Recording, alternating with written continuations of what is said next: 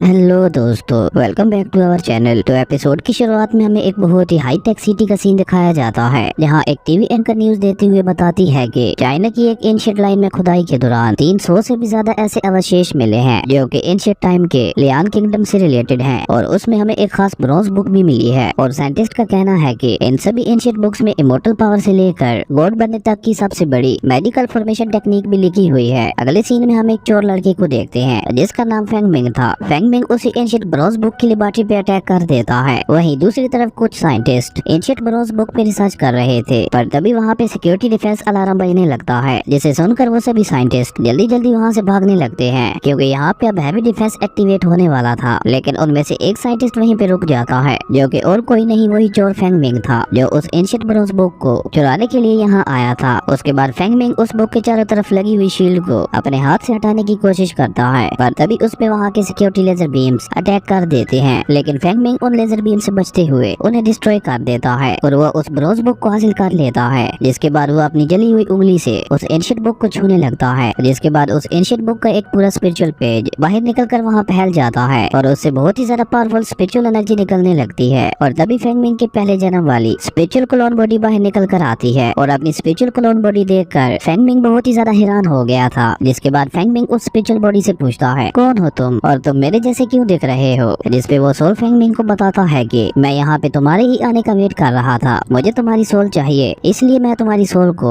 मेरी बॉडी में ट्रांसफर करने वाला हूँ। और ये कहकर वो सोल ट्रांसफर प्रोसेस शुरू कर देता है। अगले सीन में हमें एंशिएंट टाइम का सीन दिखाया जाता है, जहाँ एक लड़का एक स्नेक बीस्ट से अपनी जान बचाते हुए भाग रहा था, पर तभी उसके सामने एक खाई आ जाती है, जिसकी वजह से उसे वहीं रुकना पड़ता है। और वो लड़का उस स्नेक बीस्ट से कहता है, बड़े भाई मैंने तुम्हारा क्या बिगाड़ा है और तुम बिना किसी वजह के मुझे क्यों मारना चाहते हो? ये सुनकर वो स्नेक बीस्ट और भी ज्यादा गुस्सा हो जाता है और वो उस लड़के पे अटैक कर देता है। लेकिन वो लड़का जो कि हमारा हीरो फेंग मिंग ही था, वो वहाँ से साइड में हट जाता है, जिसकी वजह से वो स्नेक बीस्ट नीचे खाई में जा गिरता है। और ये देखकर फेंग मिंग उस स्नेक बीस्ट को चढ़ाने लगता है, लेकिन तभी उसका पाँव फिसल जाता है और वो खुद भी नीचे उसी खाई में गिरने लगता है। पर गिरते हुए उसने ट्री को पकड़ लिया था, जिसकी वजह से वो बच गया था। और ये देखकर वो खुद से ही कहता है, आज तो मैं मरते मरते बचा हूँ। और ये कहकर फेंग मिंग वहाँ पे इधर उधर देखने लगता है, और तभी उसकी नजर एक स्पिरिचुअल फ्रूट पे जाती है, और वो तुरंत ही एक स्पिरिचुअल फ्रूट को पकड़कर उसे देखने लगता है कि ये किस तरह का फ्रूट है। और ये कहकर फेंग मिंग उस फ्रूट को खा लेता है, पर फेंग मिंग पे उस फ्रूट का कोई भी असर नहीं होता, इसलिए वो वहाँ पे मौजूद दूसरे स्पिरिचुअल फ्रूट की तरफ हाथ बढ़ा देता है। पर तभी उसके सर में बहुत ही ज्यादा पेन होने लगता है, और उसी स्पिरिचुअल फ्रूट की वजह से फेंग मिंग के पेट से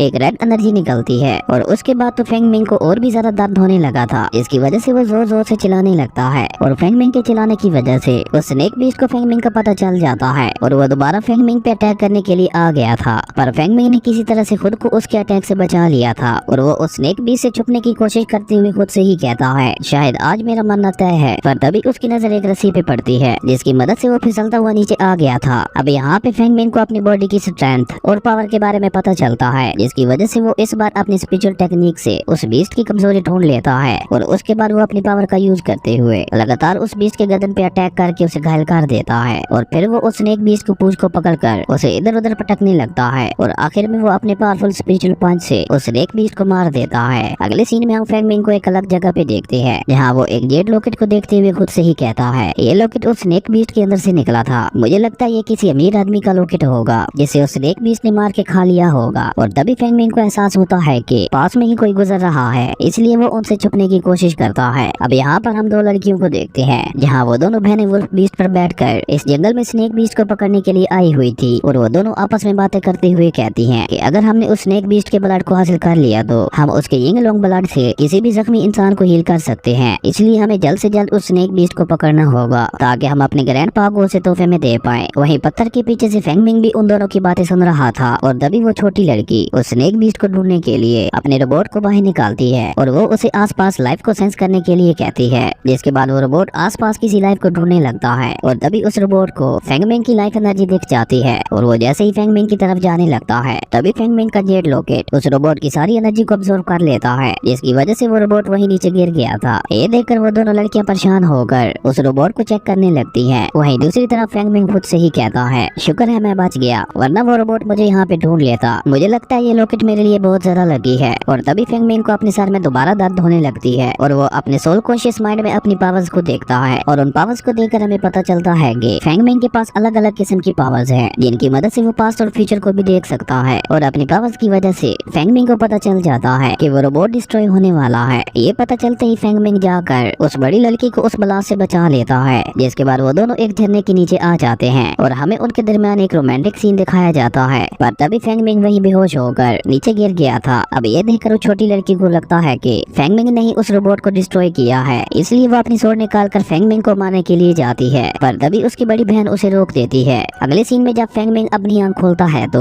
वो अपने आप को अपने रूम में पाता है, इसलिए उसे ऐसा लगता है कि अभी अभी उसके साथ जो कुछ भी हुआ वो सब बस एक ख्वाब था। उसके बाद फेंगमिंग अपने फादर को ढूंढने लगता है, लेकिन तभी उसे वहाँ पर एक बंदा दिखाई देता है जो कि उसके फादर को अपने बंदों से मरवा रहा था। ये देखकर फेंगमिंग को बहुत ही ज्यादा गुस्सा आता है और वो उसके आदमी को मारकर दूर फेंक देता है। और ये देखकर वो मोटा आदमी भी बहुत ज्यादा हैरान हो गया था। उसके बाद वो अपनी पावर्स को रिलीज करते हुए फेंगमिंग से कहता है, तुम्हें क्या लगता है हम तुम्हारी इस थोड़ी सी पावर को देखकर डर जाएंगे? हम यहाँ की रॉयल फैमिली से हैं जो कि बहुत ही ज्यादा स्ट्रॉन्ग है। और ये कहकर वो मोटा आदमी अपने स्पिरिचुअल पंच से फेंगमिंग पे अटैक कर देता है। वहीं फेंगमिंग भी सिर्फ अपने नॉर्मल पंच से उस पे अटैक कर देता है, जिसके इम्पैक्ट की वजह से वो दोनों पीछे खिसक गए थे। और ये देखकर वो मोटा आदमी एक चाकू लेकर फेंगमिंग को मारने के लिए आता है। वहीं फेंगमिंग भी अपने पास में पड़ा हुआ एक पत्थर उठाकर उसे मार देता है, जिसकी वजह से वो दूर जा गिरता है। उसके बाद एक बार फिर से फेंगमिंग उसे मारने के लिए वो पत्थर उठा लेता है। अब ये देखकर उस मोटे आदमी की पेट गीली हो जाती है, जिसके बाद फेंगमिंग के फादर उसे ऐसा करने से रोक देते हैं और वो फेंगमिंग को बताते हैं कि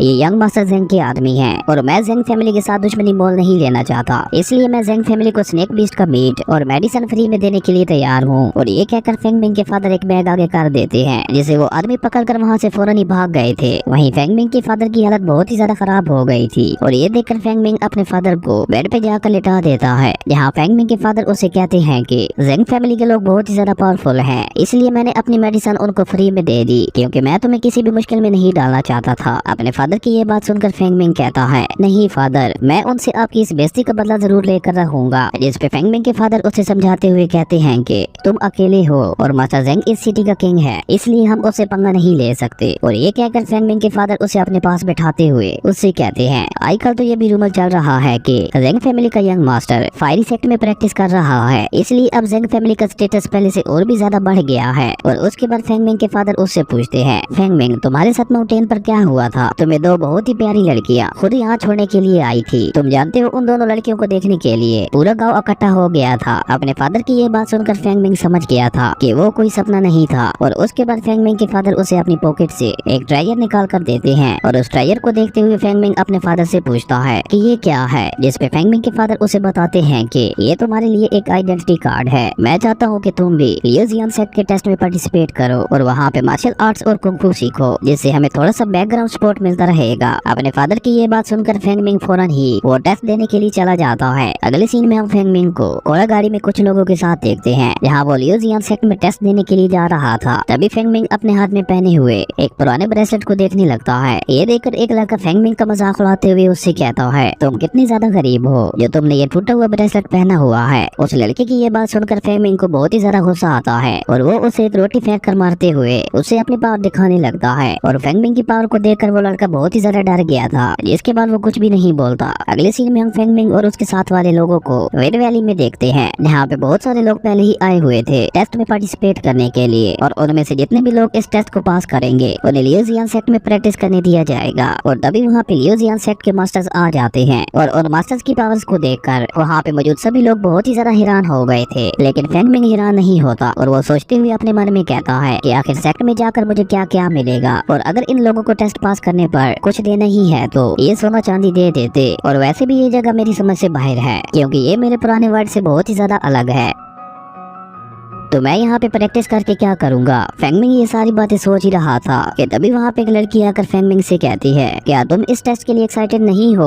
इस पे फेंगमिंग कहता है, हाँ थोड़ा सा एक्साइटेड तो हूँ। और उसके बाद वो लड़की इसी तरह फेंगमिंग का दिमाग खाने लगती है। तभी वो मास्टर चलाते हुए सबको चुप रहने के लिए कहते हैं और मास्टर की ये बात सुनकर वो लड़की फेंगमिंग के पीछे छुप गई थी। और तभी उनमें से एक मास्टर अनाउंस करता है कि मैं लियोजियन का हेड मास्टर जोंग हूँ और जो भी आज तुम लोगों में से इस टेस्ट को पास करेगा मैं उसे अपने डिसाइबल के तौर पर सिलेक्ट करूंगा और तुम सब बहुत ही ज्यादा लकी हो, क्योंकि आज का टेस्ट बहुत ही ज्यादा आसान है। बस तुम्हें उस ब्लैक माउंटेन पर जाकर उस ट्री पे लगे हुए फ्रूट को तोड़ कर लाना है, और जो भी ऐसा कर लेगा वो मेरे सेक्टर में आ सकता है। मास्टर ज़ो की ये बात सुनकर वहाँ पे मौजूद सभी लोग ब्लैक माउंटेन की तरफ भागने लगते हैं उस फ्रूट को लाने के लिए। लेकिन थोड़ी दूर जाने के बाद वो सभी रुक जाते हैं, क्योंकि वहाँ पे बहुत सारे पॉइजनस इंसेक्ट्स थे। पर फेंग मिंग उनको देखकर बिल्कुल भी नहीं घबराता, और वो वहाँ न रुकते हुए बहुत ही आसानी से वहाँ से निकल जाता है। अब ये देखकर वहाँ पे मौजूद बाकी लोगों को भी हिम्मत आती है, और वो लोग भी आगे बढ़ने लगते हैं। और तभी हम एक लड़के को देखते हैं जो अपने साथियों से रास्ता साफ करने के लिए कहता है, पर रास्ता साफ करने के चक्कर में उसके कुछ साथी वहीं मारे गए थे। वहीं दूसरी तरफ फेंग मिंग उस ट्री के पास पहुंच चुका था, और वहां पहुंचने के बाद फेंग अपने मन में कहता है, मुझे लगता है उस स्पेशल फ्रूट की वजह से ही मैं इन स्नेक से बड़ी आसानी से बच पा रहा हूँ। और तभी फेंग की नजर सामने जाती है जहाँ पे कुछ लोग अपने ही साथियों को धक्का देकर हरा रहे थे, और ये देखकर वो मास्टर्स कहने लगते हैं कि हमने तो ये टेस्ट सिर्फ इन लोगों की प्रैक्टिस के लिए कराया था, लेकिन इन्हें देखो ये लोग कितने ज्यादा मतलबी हैं जो खुद जीतने के लिए दूसरों को गिरा रहे हैं। वहीं ये देखकर फेंग मिंग सोचता है कि अगर ऐसे ही चलता रहा तो ये लोग मुझे भी चीटिंग करके हरा देंगे। और ये देखकर वो काफी तेजी से उस फ्रूट को लेने के लिए भागने लगता है, लेकिन तभी एक बंदा उस पे एक स्नेक फेंक देता है, पर फेंग मिंग उस स्नेक से खुद को बचा लेता है। वहीं दूसरी तरफ मास्टर्स कहते हैं कि हमारे सेक्टर में ये मैटर नहीं करता कि कौन रॉयल फैमिली से आया है और कौन गरीब फैमिली से। अगर उस बंदे के अंदर काबिलियत है कि वो आगे चलकर पावरफुल बन सकता है, तो हमारा सेक्टर उसे पावरफुल बनने के लिए सपोर्ट और सारे रिसोर्सेज प्रोवाइड करेगा। वहीं दूसरी तरफ जब फेंग मिंग उस स्नेक को अपने ऊपर से हटा रहा था, तभी वही लड़का जिसे फेंग मिंग ने रोटी फेंक कर मारी थी वो फेंग मिंग से कहता है, क्या हो गया बच्चे, उस टाइम तो तुम बहुत बड़ी बड़ी बातें कर रहे थे। उस लड़के की ये बात सुनकर फेंग मिंग कहता है, मुझे इन जैसे लोगों से 50 कदम दूर ही रहना चाहिए, वरना ये लोग दोबारा मुझे गिराने की कोशिश करेंगे। और तभी वो लड़का जो कि हन फैमिली से था वो फेंग मिंग से काफी आगे निकल गया था। अब ये देखकर वो सभी मास्टर्स हन फैमिली के मास्टर को कांग्रेट्स करते हैं, और तभी एक मास्टर हन फैमिली के मास्टर से कहता है, अब तो तुम्हारा दूसरा बेटा भी इमोर्टल रियलम में पहुंच जाएगा। जिसपे एक दूसरा मास्टर कहता है, मुझे भी ऐसा ही लगता है, मुझे लगता है आपका बेटा बड़ा होकर आपकी तरह ही बनेगा। वहीं दूसरी तरफ फेंग मिंग अपनी स्पीड को बढ़ाते हुए उन लोगों से काफी ज्यादा आगे निकल आया था, और ये देखकर वो छोटी लड़की भी अपनी स्पीड बढ़ाकर काफी तेजी से आगे बढ़ने लगती है। और तभी वो सभी लोग जो आगे थे वो सभी जाकर एक एक फ्रूट को तोड़ लेते हैं, और उन लोगों में फेंग मिंग भी शामिल था। उन फ्रूट्स को पकड़कर वो सभी लोग बहुत ही ज्यादा खुश हो गए थे। और तभी वो सभी मास्टर्स नीचे आते हुए उन लोगों से कहते हैं, तुम में से सिर्फ 10 लोग ही मेरे साथ आ पाएंगे, और जो लोग लेट हैं वो यही रुकेंगे। और ये कहकर वो मास्टर वहाँ पे एक स्मोक छोड़ देते हैं, और जीते हुए सभी लोगों को लेकर वहाँ से चले गए थे। अगले सीन में हम सभी लोगों को लियो जियान सेक्टर में देखते हैं, जहाँ मास्टर उन सब लोगों को बताते हैं कि हम तुम्हें अपना डिसेबल चूज करें, उससे पहले तुम लोगों को अपनी स्पिरिचुअल पावर्स को चेक करना होगा। मास्टर की ये बात सुनकर एक व्हाइट ड्रेस वाला लड़का आगे आता है अपनी स्पिरिचुअल पावर को चेक करने के लिए। ये देखकर मास्टर अपने तलिस्मैन से एक फॉर्मेशन बना देते हैं, और वो लड़का आकर उसमें खड़ा हो जाता है। और उस लड़के की पावर्स को देखकर वो मास्टर कहता है, तुम्हारी स्किल्स इतनी भी बुरी नहीं है। उसके बाद अगला नंबर उसी छोटी लड़की का आता है, और उस छोटी लड़की की पावर्स को देखकर वहाँ पे मौजूद सभी लोग बहुत ही ज्यादा शौक हो गए थे, क्योंकि उस छोटी लड़की की पावर्स बहुत ही ज्यादा थी। और ये देखकर फेंग मिंग अपने मन में कहता है कि आखिर ये किस तरह की पावर्स हैं। और तभी वो मास्टर भी कहता है, इस लड़के की एज को देखते हुए इसकी पावर्स बहुत ज्यादा है। उसके बाद जब फेंग मिंग उस फॉर्मेशन के अंदर आता है तो एक मास्टर उससे कहता है कि तुम्हें टेस्ट देने की कोई भी जरूरत नहीं है, मैंने ब्लैक माउंटेन पर तुम्हारी स्किल्स को देख लिया था, इसलिए मैं डायरेक्ट ही तुम्हें अपना पर्सनल डिसेबल एक्सेप्ट करूंगा। उस मास्टर की ये बात सुनकर एक दूसरा मास्टर कहता है, कम से कम इस लड़की को अपनी पावर्स तो देखने दो, बाकी बातें बाद में होती रहेंगी। उसके बाद फेंग मिंग जाकर उस फॉर्मेशन के अंदर खड़ा हो गया था, और जब मास्टर उसकी पावर को चेक करते हैं तो फेंग मिंग के अंदर कुछ हेवनली रूट्स थी जो उसे उस स्पिरिचुअल फ्रूट की वजह से मिली थी। अब ये अननोन चीज देखकर मास्टर्स को कुछ भी समझ नहीं आ रहा था कि आखिर ये किस तरह की रूट्स हैं। इसलिए मास्टर्स ये बात जानने के लिए वहाँ पे सुजरेन को बुलाते हैं, जिसको आता हुआ देखकर सारे डिसाइबल्स उन्हें रिस्पेक्ट देने लगते हैं। उसके बाद मास्टर सुजरेन को सारी बात बताते हैं कि इस लड़के के अंदर बहुत ही अजीब और मिस्टीरियस स्पिरिचुअल रूट्स हैं, जिनके बारे में हमें कुछ भी नहीं पता। तो क्या आप इन स्ट्रेंज रूट्स के बारे में कुछ जानते हैं? उन स्ट्रेंज रूट्स के बारे में सुनकर सुजरेन भी थोड़ा शौक हो गया था। उसके बाद फेंग मिंग सुजरेन को अपना नाम बताता है और उन्हें रिस्पेक्ट देता है, जिसपे सुजरेन फेंग मिंग का हाथ पकड़कर उसकी नर्व्स को चेक करने लगता है। और उसके बाद सुजरेन बाकी मास्टर्स को बताता है कि मुझे भी सही से नहीं पता कि ये किस तरह की रूट्स हैं, पर शायद आप सबने थ्योरी ऑफ रूट्स के बारे में सुना होगा। ये एक तरह की विजुअल स्पिरिट है। अब सुजरेन की ये बात सुनकर वो सभी मास्टर्स बहुत ही ज्यादा हैरान हो गए थे, पर उनमें से कुछ मास्टर्स को विजुअल स्पिरिट के बारे में समझ नहीं आई थी। लेकिन तभी उनमें से एक मास्टर कहता है कि मुझे लगता है इस लड़के के अंदर काफी अच्छा टैलेंट है, पर मुझे ये नहीं लगा था कि ऐसे रूट्स अभी भी एग्जिस्ट करते होंगे। अगर इस लड़के ने इन रूट्स के साथ प्रैक्टिस की तो ये 5 एलिमेंट्स तक को भी काफी आसानी से कंट्रोल कर सकता है। इसलिए हमें इस लड़के को ज्यादा से ज्यादा हार्ड ट्रेनिंग देनी होगी, और अगर इसने 5 एलिमेंट्स की पावर को कंट्रोल कर लिया तो 100 साल बाद इस सेक्ट में एक और सुपर नेचुरल हाउस बन जाएगा।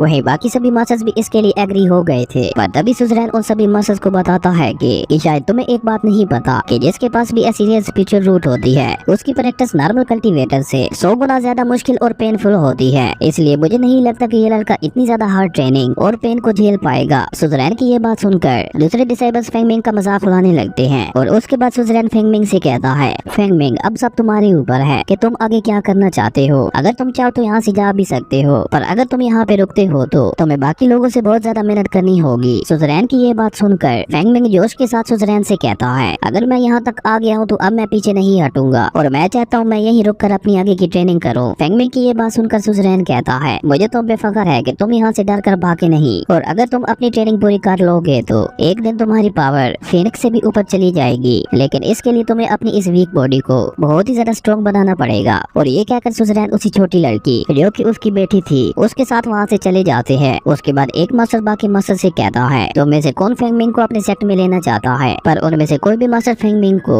अपने सेक्ट में लेने के लिए रेडी नहीं होता। और वो पहला मास्टर जिसने फेंगमिंग की तारीफ की थी अब वो भी उसे अपने सेक्ट में नहीं लेना चाहता था। और तभी वहाँ पे एक फाइगो नाम का मास्टर आता है जो उन सभी मास्टर से कहता है, अब जब तुम में से कोई भी इसे अपने सेक्ट में नहीं ले रहा तो मैं इसे अपने डिसाइबल के तौर पर एक्सेप्ट करता हूँ। ये सुनकर एक मास्टर फाइगो मास्टर से कहता है, आखिर तुम ऐसा कैसे कर सकते हो बिना सोचे समझे, तुम्हें पता है ना इस लड़के के ऊपर बहुत ज्यादा रिसोर्सेज खर्च होंगे इसकी ट्रेनिंग के लिए और पता नहीं बाद में ये सक्सेस होगा भी या नहीं। उस मास्टर की ये बात सुनकर मास्टर फाइव उससे कहता है, मुझे लगता है तुम्हें पैसों के सामने इस लड़के का टैलेंट नहीं दिख रहा। और ये कहकर मास्टर फाइव फेंगमिंग को अपने पीछे आने के लिए कहता है। ये देखकर वो सभी मास्टर्स हंसते हुए फेंगमिंग से कहते हैं कि आज के बाद से ये तुम्हारा मास्टर है इसलिए तुम इनके साथ जाओ। ये सुनकर फाइव हमें अपना सर हिलाते हुए मास्टर फाइव को ग्रीट करता है, जिसके बाद वो दोनों वहाँ से चले जाते हैं। अगले सीन में हम फेंगमिंग और एक और बंदे को देखते हैं जिसका नाम शेन था। वो फेंगमिंग से कहता है, आज जो भी तुम्हारे साथ सेक्ट में हुआ उसे तुम सीरियसली ना लेना, क्योंकि मास्टर्स को ऐसा लगता है कि शायद तुम्हें ट्रेनिंग देने में बहुत ज्यादा मेहनत और रिसोर्सेज लगेंगे। और ये कहकर वो फेंगमिंग से कहता है, अगर फ्यूचर में तुम्हें कभी भी किसी भी चीज की जरूरत हो तो मुझसे आकर उसके लिए पूछ सकते हो, मैं हमेशा तुम्हारी मदद करूंगा। शेन की ये बात सुनकर फेंग उससे बहुत ही ज्यादा इंप्रेस हो गया था और वो हमें अपना सर हिलाता है, जिसके बाद शेन फेंगमिंग को अपने स्पिरिचुअल ड्रैगन पे बिठाकर अपने सेक्ट की तरफ ले जाने लगता है। ये देखकर फेंगमिंग बहुत ही ज्यादा शौक हो गया था और उसी के साथ उसे बहुत ज्यादा मजा भी आ रहा था। उसके बाद वो दोनों अपने सेक्ट में पहुंच जाते हैं, जहाँ शेन फेंगमिंग से कहता है कि मुझे उम्मीद है तुम बहुत ज्यादा हार्ड प्रैक्टिस करोगे और जल्द से जल्द इमोर्टैलिटी को हासिल करोगे। और ये कहकर शेन फेंगमिंग को प्रैक्टिस करने के लिए एक बुक दे देता है। अगले सीन में हम फेंगमिंग को उसके रूम के अंदर देखते हैं, जहाँ वो उस बुक को पढ़ते हुए कहता है कि मुझे 5 एलिमेंट्स की प्रैक्टिस दिन रात करनी होगी और 3 महीने की हार्ड प्रैक्टिस के बाद ही मैं 5 एलिमेंट्स की पावर का और हासिल कर पाऊंगा। और ये कहकर फेंगमिंग वहाँ पे 3 महीने तक लगातार बहुत ही ज्यादा हार्ड प्रैक्टिस करता है, जिसके बाद उसे अपनी स्टोरी रिंग भी मिल गई थी, जिसके अंदर वो अपनी हर्ब्स और काफी सारी चीजों को स्टोर करके रख सकता था। और उसके बाद फेंगमिंग अपनी जेड लॉकेट को देखते हुए कहता है कि इतना टाइम हो गया है अभी भी ये जेड लॉकेट नहीं खोला। मुझे ये नहीं पता कि ये किस तरह की चीज है, पर मुझे लगता है ये एक मैजिकल वेपन है जो कि अपने टाइम पे ही खुलेगा। उसके बाद हम फेंगमिंग को देखते हैं जिसके पास अब आइस और फायर की पावर आ चुकी थी और जैसे ही वो दोनों उन एलिमेंट्स की पावर को मिलाता है तो वहाँ पे आग लग जाती है। और ये देखकर फेंगमिंग बहुत ही ज्यादा घबरा गया था। और उसके बाद फेंगमिंग सोचते हुए कहता है, ब्रदर शेन ने मेरी प्रैक्टिस के दौरान मेरी बहुत ही ज्यादा हेल्प की थी और अब तो वो मेरा सबसे अच्छा दोस्त बन चुका है और मुझे प्रोटेक्ट करने के लिए वो हमेशा मेरे आगे खड़ा रहता है। ये सारी बातें सोचते हुए फेंगमिंग एक अल्केमी शॉप में जाता है और वो उस शॉप के ओनर से कहता है, मुझे मार्शल आर्ट सीखने के लिए एक सिंपल और असरदार मेथड जानना है। फेंगमिंग की ये बात सुनकर उस शॉप ओनर के साथ साथ बाकी सब भी हंसने लगे थे और वो शॉप ओनर फेंगमिंग से कहता है, क्या तुम यहाँ पे मेरे साथ मजाक करने आए हो? जिस पे वो बाकी लोग फेंगमिंग का मजाक उड़ाते हुए कहते हैं, हमें तो पहले ही पता था ये लड़का लियू जियान के लिए सिर्फ एक वेस्ट ऑफ टाइम है, पर पता नहीं मास्टर फाइव को इसके अंदर ऐसा क्या देखा जो उन्होंने इसे अपना डिसाइबल बना लिया। और लोगों की ये बातें सुनकर फेंगमिंग को बहुत ही ज्यादा गुस्सा आता है और वो चिल्लाते हुए उन लोगों से कहता है, अगर तुम में से किसी में हिम्मत है तो मेरे साथ आकर फाइट कर लो। पर तभी वो शॉप ओनर फेंगमिंग को रोकते हुए उससे कहता है, हमारे पास ऐसी कोई भी बुक नहीं है, शायद ऐसी कोई बुक तुम्हें एंशिएंट लाइब्रेरी में मिल जाए, मुझे लगता है तुम्हें वहाँ जाकर चेक करना चाहिए और तुम्हें वो जगह फॉलन वैली में मिलेगी। उस शॉप ओनर की बात सुनकर फेंगमिंग वहाँ से फॉलन वैली की तरफ निकल जाता है और काफी दूर तक आगे जाने के बाद फेंगमिंग खुद से ही कहता है मैं कब से यहाँ पे चलता जा रहा हूँ पर अभी तक वो एंशिएंट लाइब्रेरी मुझे कहीं भी नहीं दिखी। और तभी उसकी नजर एक तालाब पे जाती है जहाँ पे एक लड़की नहा रही थी और ये देखकर फेंगमिंग वहीं छुपकर उस लड़की को देखने लगता है। वो लड़की देखने में वाकई बहुत ज्यादा खूबसूरत थी। उसके बाद वो लड़की तालाब से बाहर निकलकर अपनी फीनिक्स पावर्स को शो करती है और उस लड़की की पावर्स को देखकर फेंगमिंग बहुत ही ज्यादा हैरान हो गया था। लेकिन तभी गलती से फेंगमिंग की आवाज निकल जाती है जिसके कारण उस लड़की ने फेंगमिंग को वहाँ देख लिया था। और जैसे ही फेंगमिंग को ये बात पता चलती है वो वहाँ से फौरन भागने की कोशिश करता है, लेकिन वो लड़की काफी तेजी से उसके सामने आकर उसके गले पे स्वॉर्ड रखते हुए उससे कहती है तुम्हारी हिम्मत कैसे हुई मुझे देखने की। जिस पे फेंगमिंग उस लड़की से माफी मांगते हुए उससे कहता है सिस्टर मैं तो यहाँ पे बस एंशिएंट लाइब्रेरी को ढूंढने आया था, मैंने आपको जानबूझ के नहीं देखा और मुझे यहाँ पे अल्केमी शॉप के लोगों ने आने के लिए कहा था, अगर आपको सजा देनी है तो उन लोगों को दीजिए। फेंगमिंग की बात सुनकर वो लड़की कुछ सोचते हुए फेंगमिंग को छोड़ देती है और वो उससे कहती है अगर तुम चाहो तो मैं तुम्हें एंशिएंट लाइब्रेरी का रास्ता बता सकती हूँ, पर फेंगमिंग इसके लिए मना कर देता है। और ये कहकर फेंगमिंग वहाँ से आगे चला जाता है। थोड़ा आगे जाने के बाद वहाँ पे और भी लड़कियाँ होती हैं जो कुछ कहे बगैर ही फेंगमिंग पे अटैक कर देती हैं। और ये देखकर फेंगमिंग वहाँ से भागते हुए वापस उसी जगह पे पहुँच गया था। ये देखकर वो लड़की फेंगमिंग से दोबारा कहती है क्या सच में तुम्हें मेरी मदद नहीं चाहिए, पर इस बार फेंगमिंग भी उस लड़की की मदद लेने के लिए मान गया था। ये देखकर वो लड़की फेंगमिंग को बताती है कि तुम लाइब्रेरी में जाकर बी और मीजोंग नाम की एक बुक को ढूंढना, उसके अंदर तुम्हें ये सारी चीजें मिलेंगी। उस लड़की की ये बात सुनकर फेंगमिंग वहाँ से वापस जाते हुए खुद से ही कहता है उन लोगों की हिम्मत कैसे हुई मुझे बेवकूफ बनाने की, अब मैं उन लोगों को नहीं छोड़ूंगा। उसके बाद जब फेंगमिंग जंगल के थोड़ा और अंदर जाता है तो उसे वहाँ पे कुछ बीस्ट दिखाई देते हैं और उन बीस्ट को देखकर फेंगमिंग अपनी पावर की मदद से एक एक करके उन सभी बीस्ट को मारने लगता है। और यहाँ पे हम देखते हैं कि फेंगमिंग अब बड़ी आसानी से 3 एलिमेंट्स की पावर को कंट्रोल कर पा रहा था और वो अपनी एलिमेंट्स की पावर का यूज करते हुए बड़ी आसानी से हाई लेवल बीस्ट को भी मार देता है। और तभी फेंगमिंग अपनी स्वॉर्ड से एक बीस्ट पे अटैक करता है पर वो बीस्ट फेंगमिंग के अटैक से नहीं मरता और उसकी स्वॉर्ड भी उस बीस्ट की बॉडी के अंदर फंस गई थी। जिसके बाद वो बीस्ट वहाँ से भागने लगता है और ये देखकर फेंगमिंग भी उस बीस्ट का पीछा करने लगता है। और थोड़ा आगे जाकर उसे वहाँ पे वही लड़का मिलता है जिसका नाम शियान था जो कि मास्टर हान का पोता था। उस बीस्ट को वहाँ पे मरा हुआ देखकर वो लोग आपस में बात करते हुए कहते हैं कि आखिर इस बीस्ट को यहाँ पे किसने मारा होगा। ये देखकर फेंगमिंग आगे आते हुए उन लोगों से कहता है तुम लोग इस बीस्ट से दूर हट जाओ क्योंकि इसे मैंने मारा है इसलिए ये बीस्ट मेरा है। फेंगमिंग की ये बात सुनकर वो लोग फेंगमिंग की बातों पर यकीन नहीं करते और शियान फेंगमिंग का मजाक उड़ाते हुए उससे कहता है तुम्हें क्या लगता है तुम कहोगे कि मैंने इस बीस्ट को मारा है तो क्या मैं मान लूंगा, तुम जाकर किसी और को बेवकूफ बनाओ। ये सुनकर फेंगमिंग उन लोगों से कहता है अगर तुम लोगों को यकीन नहीं हो रहा तो तुम लोग उस बीस्ट की बॉडी को चेक कर लो, उस बीस्ट की बॉडी के अंदर जो स्वॉर्ड फंसी हुई है वो मेरी ही स्वॉर्ड है। फेंगमिंग की ये बात सुनकर एक लड़का जाकर उस बीस्ट की बॉडी को चेक करने लगता है और वो लड़का शियान को बताता है कि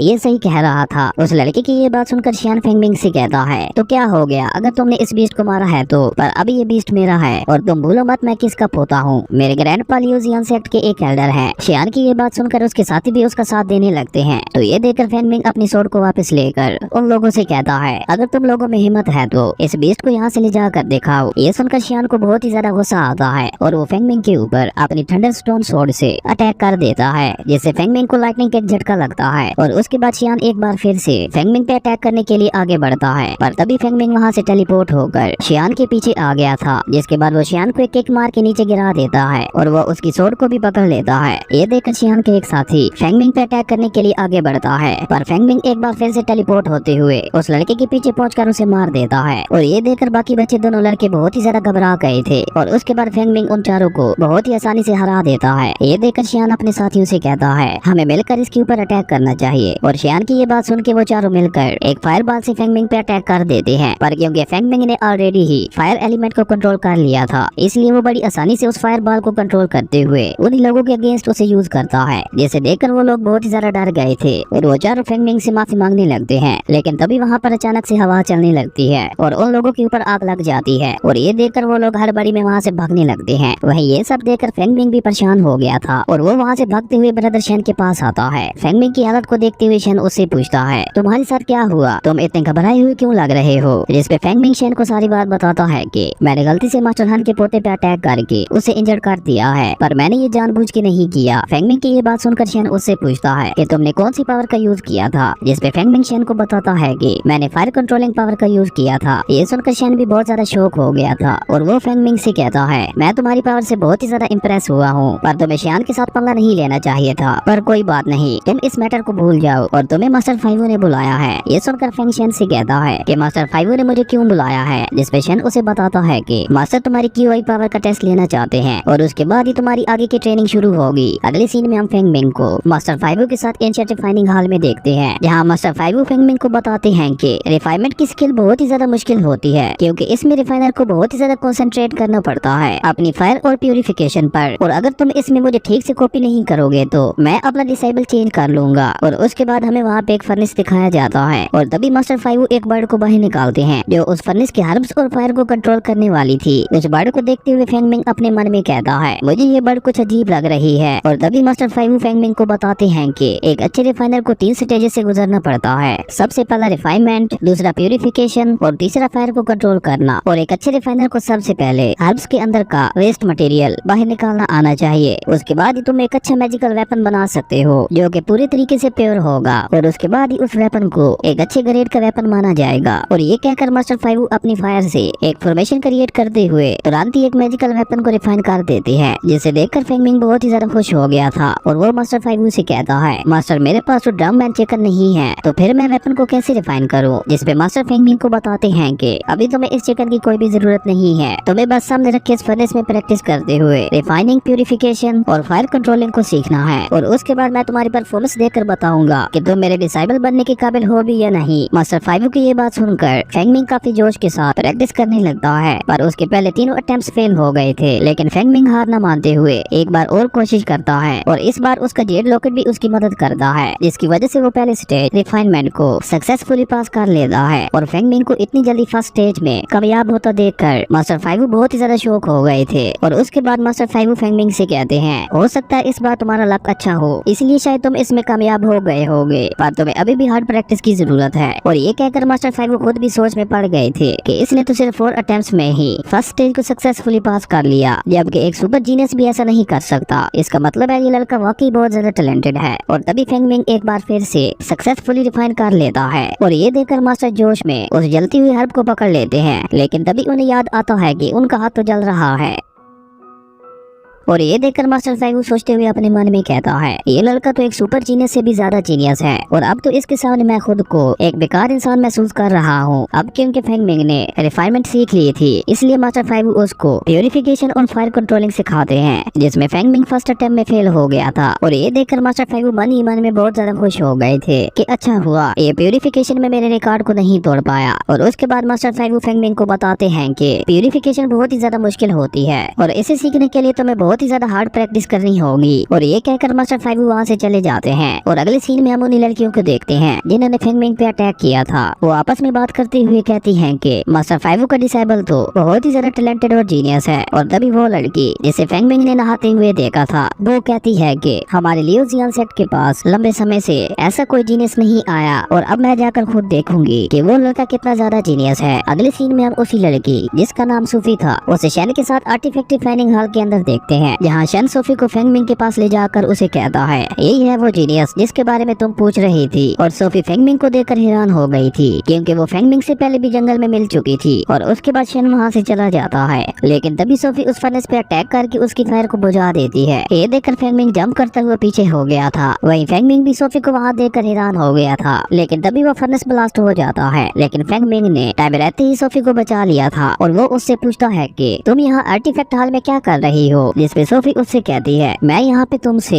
एक हाई ग्रेड का मैजिकल वेपन रिफाइन करवाने आई हूँ, जिसे मैं सेट क्वालिफिकेशन में यूज कर पाऊँ। सोफी की बात सुनकर फेंग सोच में पड़ गया था, क्योंकि उसे पता था कि हाई ग्रेड के वेपन्स को रिफाइन करना बहुत ही ज्यादा मुश्किल होता है। लेकिन वो सोफी से कहता है, मैं अपनी पूरी कोशिश करूंगा, पर मुझे एक हाई ग्रेड के मैजिकल वेपन को रिफाइन करने के लिए बहुत सारे मटेरियल्स की जरूरत होगी। जिसपे सोफी फेंग मिंग से कहती है, तुम मटेरियल्स की चिंता मत करो, मैं तुम्हें यहाँ पे सारे मटेरियल्स प्रोवाइड करूंगी, तुम बस मेरे लिए एक हाई ग्रेड का मैजिकल वेपन रिफाइन करो। और ये कहकर सोफी फेंग मिंग को बहुत सारे मटेरियल्स दे देती है, जिसके बाद फेंग मिंग अपने जेड लॉकेट की मदद से फाइनली एक हाई ग्रेड की स्वॉर्ड रिफाइन कर लेता है। यहाँ पे हम देखते हैं कि फेंग मिंग ने अपनी फर्स्ट अटेम्प्ट में ही एक हाई ग्रेड के मैजिकल वेपन को रिफाइन कर लिया था, जो कि कहीं से भी एक छोटी बात नहीं थी। उसके बाद फेंग मिंग सोफी को वो स्वॉर्ड देकर उसे वो स्वॉर्ड ट्राई करने के लिए कहता है, जिसे यूज करने के बाद सोफी भी फेंग मिंग से बहुत ज्यादा इम्प्रेस हो गई थी, क्योंकि फेंग मिंग ने एक बहुत ही अच्छा हाई ग्रेड का वेपन बनाया था। वहीं दूसरी तरफ हम दो बंदों को देखते हैं जो आपस में में बात करते हुए कहीं जा रहे थे और तभी उनमें से एक आदमी कहता है, मुझे ये बीस्ट जंगल में मिला था और ये बीस्ट अब सेकंड लेवल का हो गया है। और उसके बाद हम शेन को देखते हैं जो कहता है कि देखते हैं फेंग मिंग का रिफाइन किया हुआ वेपन कितना ज्यादा पावरफुल है। और ये कहकर वो अपनी पावर से उस बीस्ट को बहुत बड़ा और पावरफुल बना देता है। और ये देखकर वो दोनों बंदे डर के मारे वहाँ से भाग गए थे। और उसके बाद वो बीस्ट सोफी और फेंग मिंग की तरफ आने लगता है और ये देखकर सोफी अपने वेपन को रेडी कर लेती है फाइट करने के लिए। और इसी के साथ हमारा ये एपिसोड यहीं पे खत्म हो जाता है। दोस्तों आपको ये सीरीज कैसी लगी और क्या मैं इस सीरीज को कंटिन्यू करूँ या नहीं, कमेंट करके जरूर बताना। अगर आपकी वीडियो अच्छी लगी तो लाइक कर दें और अगर चैनल पे नहीं आए हो तो सब्सक्राइब करते जाना। तो मिलते हैं एक न्यू वीडियो में, तब तक के लिए बाय।